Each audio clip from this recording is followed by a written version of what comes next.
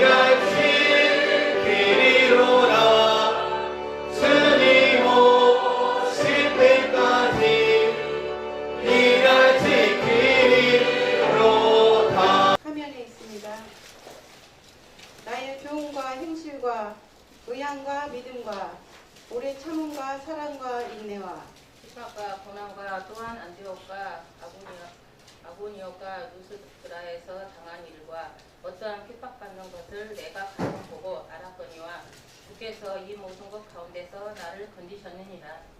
무릇 그리스도 예수 안에서 경건하게 살고자 하는 자는 핍박을 받으리라. 악한 사람들과 속이는 자들은 더욱 악하여져서 속이기도 하고 속기도 하나니 그러나 너는 배우고 확실한 일에 거하라. 내가 누게서 배운 것을 알며 또 내가 어려서부터 성경을 알았나니 성경을 능히 너로 하여금 주 안에 있는 나에게 난 근심이 있으랴. 십자가 밑에 나아가 내 심을 풀었네. 주님과 함께 나 걸어가리.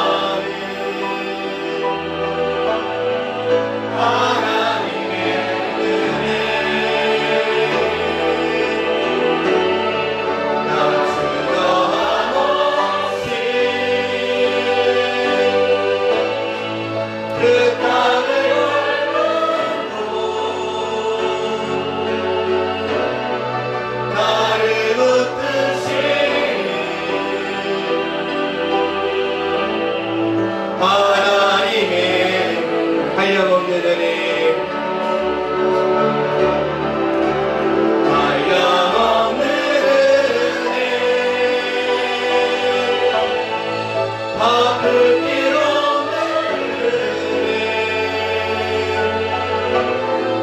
내 삶을 에워싸는 하나님의 은혜 나 즐거움 없이 그 땅을 걸고 나를 붙드시는 하나님의 은혜. 성경적으로 말하면 예수님의 재림이라고 말하고 일반적인 역사로 말하면 종말이다. 이 세상의 역사는 예수님께서 재림하심으로 끝이에요. 이 세상의 역사는 예수님이 다시 오시는 날까지만 존재를 합니다. 그래서 이 세상 사람들은 과학적으로 이 우주에 종말이 왔다를 얘기를 하고 성경은 예수님의 재림이 가까웠다고 얘기합니다. 그러니까 예수님이 재림하시면 이 세상 역사는 끝이에요.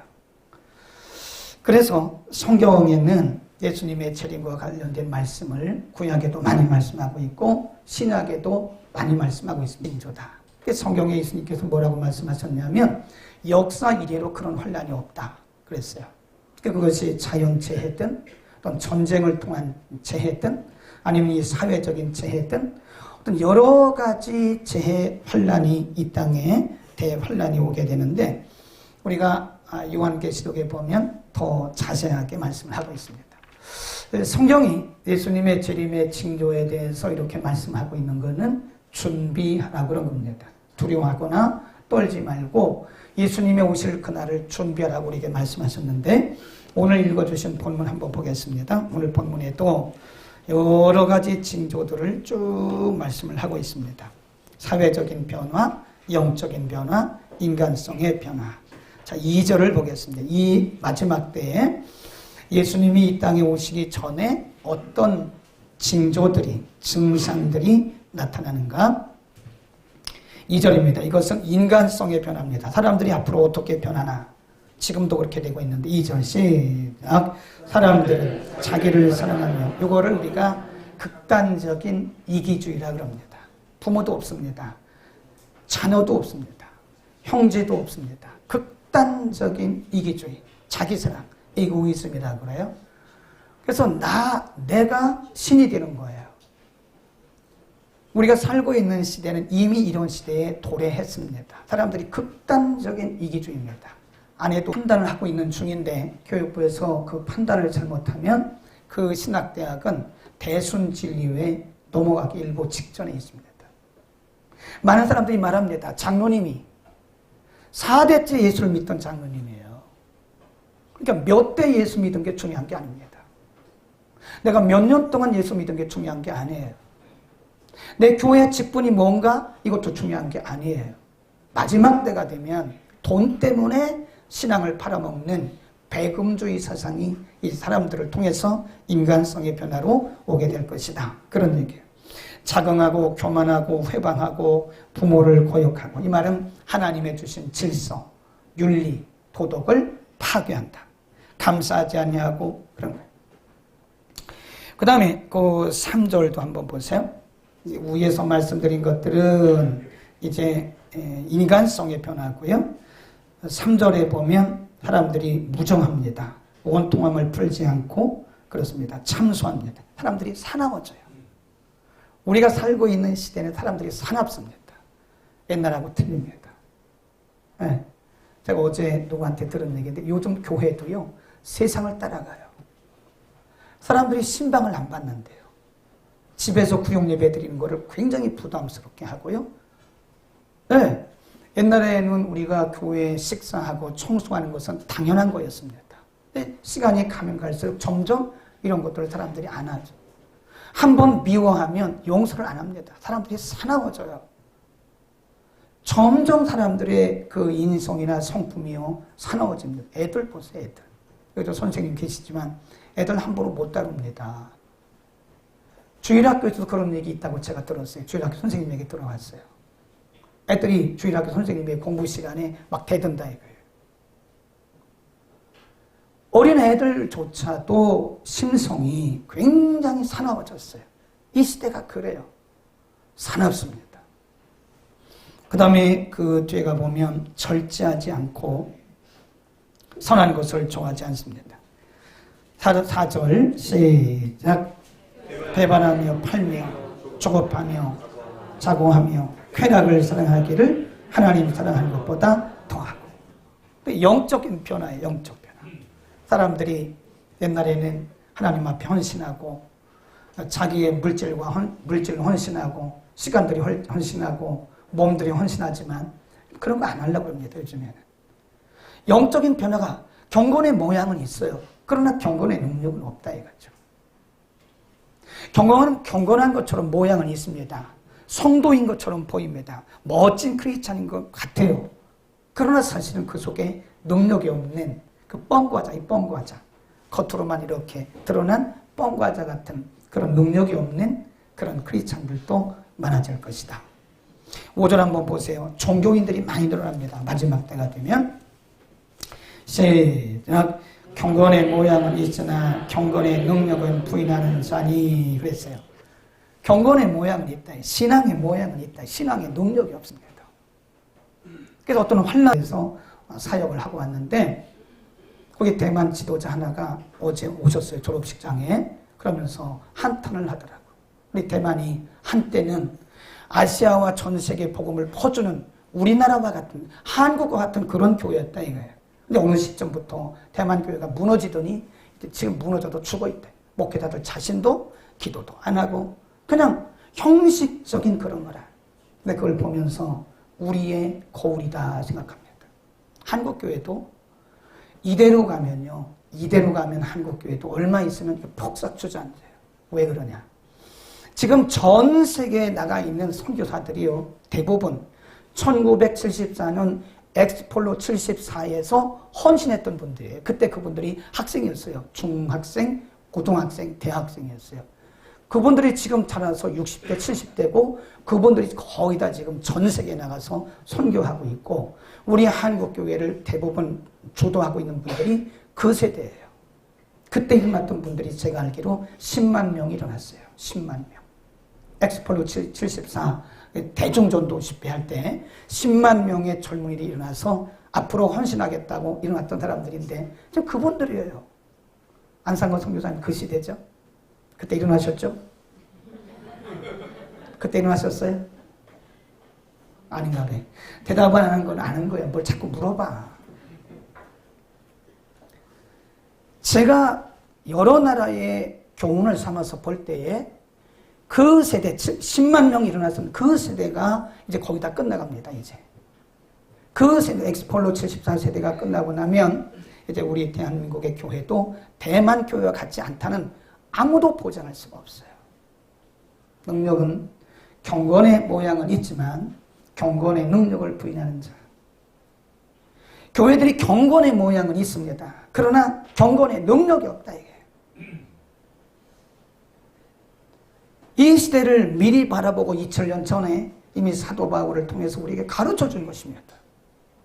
그러면 우리는 어떻게 될 것인가? 지금 믿음의 아들 디모데에게 지금 사도 바울이 그러면 너는 어떻게 할 것이냐?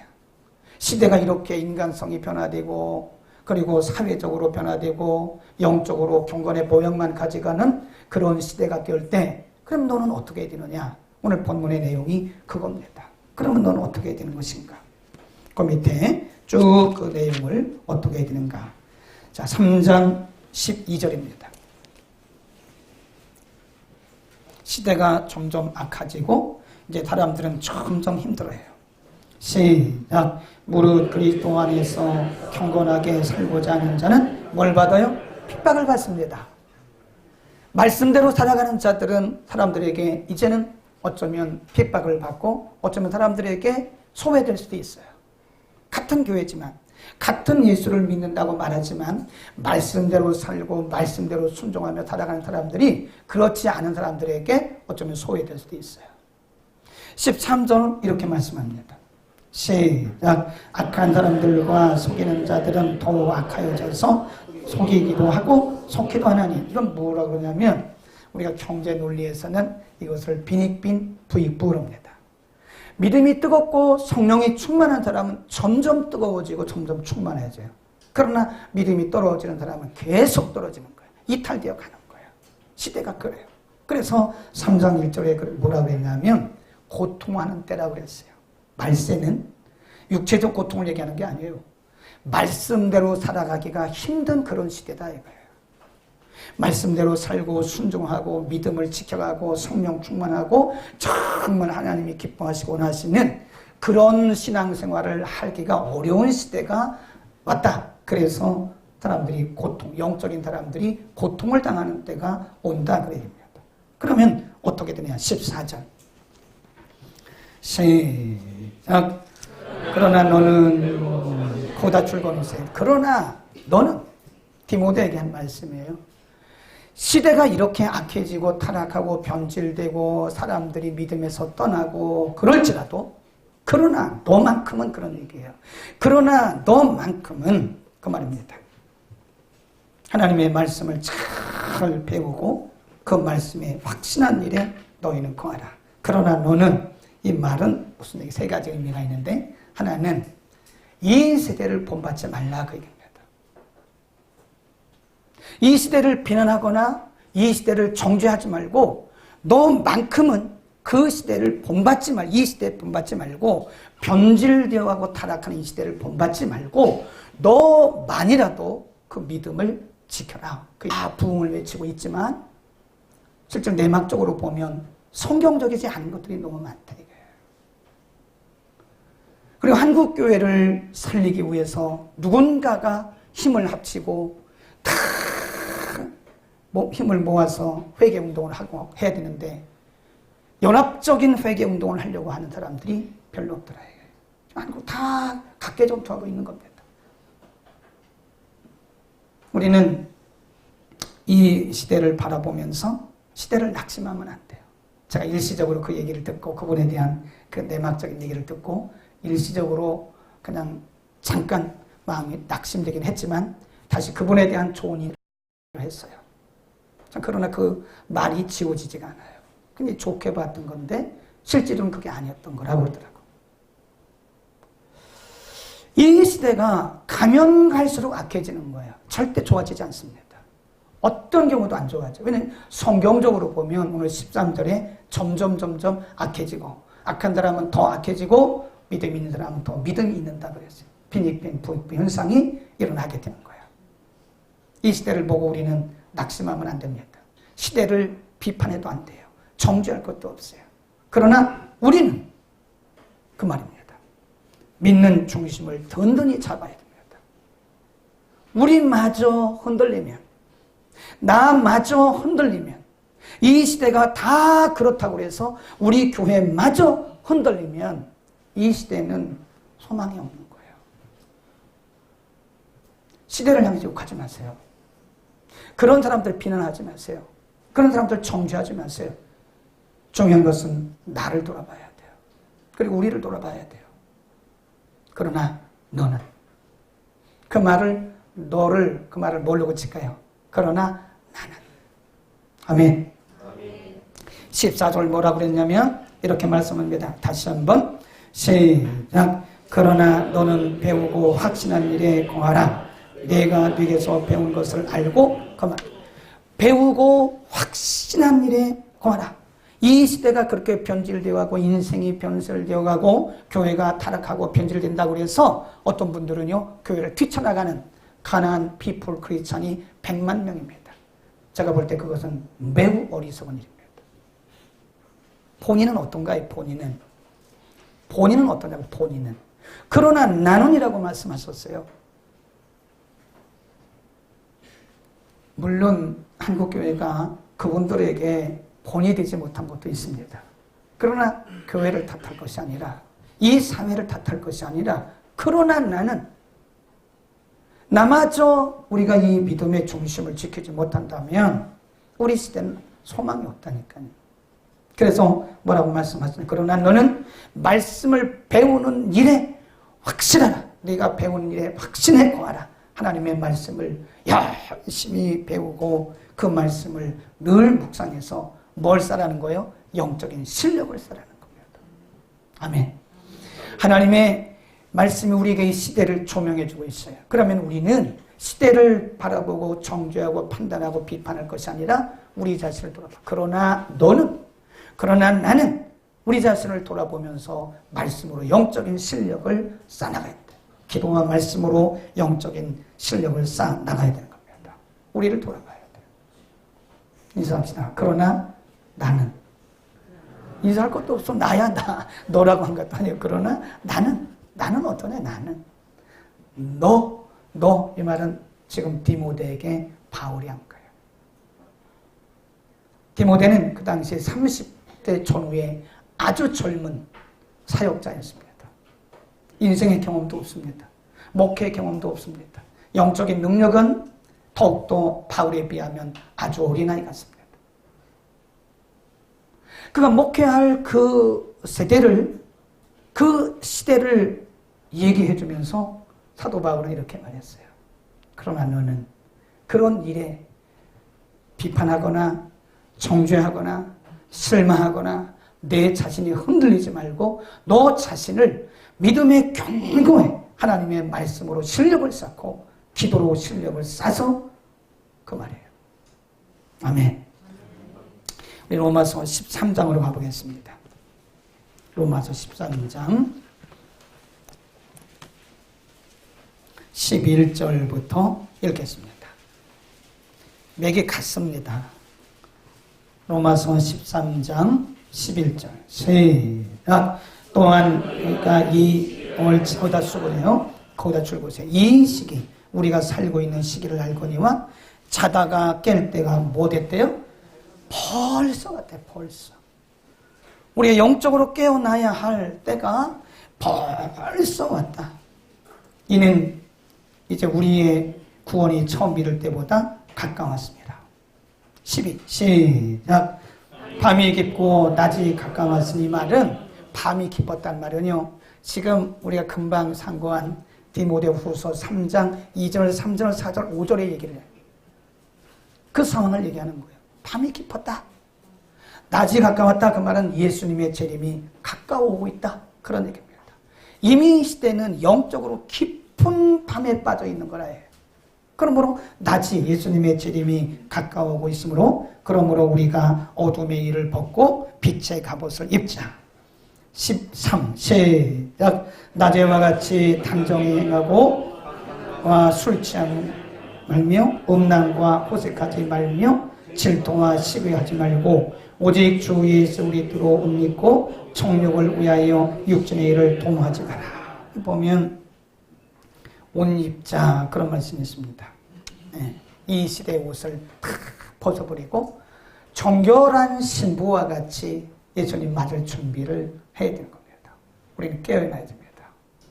시대를 바라보면서 하나님은 이 시대를 향해서 금식하며 가슴치며 우는 하나님의 백성들을 지금 모으고 계시는 거예요. 그런 사람을 찾고 계시는 거예요. 소돔과 고모라가 죄악에 빠져 하나님의 그 유황불 심판이 내려오고 있음에도 불구하고 노아를 통해서 롯을 통해서 쭉 말씀했음에도 불구하고 그 시대 사람들은 듣지 못해요. 농담으로 알아요. 롯의 사위들은 농담으로 여깁니다. 하나님이 이 성을 심판하실 것입니다. 사람들이 듣지 못해요. 농담으로 여겨요. 지나가는 얘기로 알아요. 그러나 얼마 있다가 하나님의 예고대로 유황불 심판이 소돔과 고모라를 그 전에 보면 소돔과 고모라를 멸하시기 전에 하나님께서 의인을 찾는다고 아브라함에게 말씀하셨어요. 내가 소돔과 고모라를 멸할 것이다. 아브라함이 하나님께 말씀드리기를 의인인데도 멸하십니까? 하나님 의인과 죄인을 함께 멸하는 것이 합당치 못합니다. 그러냐? 그럼 내가 의인 50명 찾으면 내가 멸하지 않을게. 아브라함이 자신이 없어요. 소돔과 고모라 성에 하나님의 말씀대로 살아가는 자 50명이 있다고 하는 것이 자신이 없어요.